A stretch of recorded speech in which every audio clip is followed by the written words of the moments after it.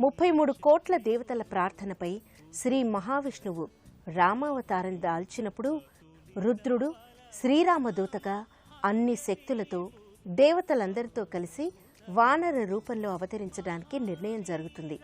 అప్పుడు జాబాలి అనే మహర్షి హనుమంతుని అవతారానికి ముందే ఆ రూపాన్ని ప్రసన్నం చేసుకోవటానికై ఎన్నో ప్రదేశాల్లో తపస్సు చేసుకుంటూ ఇప్పుడున్న ఈ వెంకటాచలంలో అంటే తిరుమల కొండపై జప హోమం చేయనారంభిస్తాడు. అతని భక్తికి మెచ్చి భగవంతుడు తన యొక్క రాబోవు హనుమంతుని రూపాన్ని స్వయంభూగా అవతరించి చూపించాట. జపం వల్ల అవతరించినందువల్ల జపాలి అయ్యింది. అన్ని తీర్థరాజాలు వచ్చి చేరినందువల్ల జపాలి తీర్థం అని పేర్కొనబడింది. అయోధ్యకాండలో జాబాలి ఋషి తన ధర్మ విరుద్ధమైన మాటలకు వాగ్దోషాన్ని మూటగట్టుకుని జపాలి తీర్థంలో